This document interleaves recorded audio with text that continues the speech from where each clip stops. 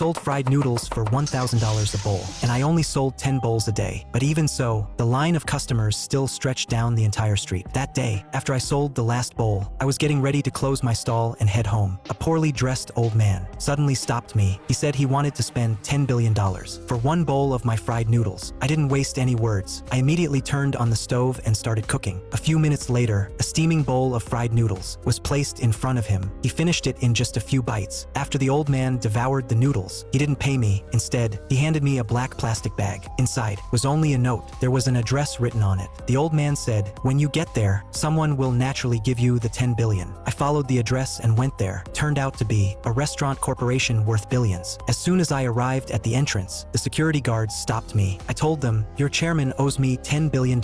After hearing that, the guards were ready to throw me out. Suddenly, a Rolls-Royce stopped at the entrance. The chairman's butler stepped out of the car and asked me, "What's your name?" When I told him my name, his expression instantly changed. Then he opened my mouth and checked my tongue, because on my tongue, there was a special mark. It was the symbol of the successor to the god of cooking. After confirming it, the butler immediately brought me into the villa. Only then did I find out that I was actually the chairman's long-lost son. When I was born, a fortune teller once said that I carried a curse and would bring misfortune to people around me. And my mother also passed away on the day I was born. To protect me, my father had no choice but to send me away to be raised by the god of cooking. Now, his time was running out. His only wish was for me to inherit the entire restaurant empire. But there was one condition. I had to represent the company and win the god of cooking tournament. After saying those words, my father slowly closed his eyes. A few days later, at my father's memorial ceremony, 4 world-class chefs arrived carrying their signature dishes. When the butler announced that I would inherit the chairman's position, they immediately objected. I didn't argue with them. I simply took one bite of one of the dishes. The next second, I spat the food out. The heat was over by 3 seconds. There's 0.2 grams too much salt. The 4 chefs froze in shock. One of them refused to accept it and said, "What's the point of just criticizing? If you're so capable, cook something yourself." I didn't say another word. I directly asked the butler to bring out the special dish I had prepared earlier. As the lid slowly opened, everyone saw a golden dragon rising into the air. But after the steam faded away, on the plate was only a simple bowl of egg fried rice. I calmly said, "This dish is called God of Cooking Fried Rice." The chefs hesitated, then each took a bite. The next second, they were completely convinced.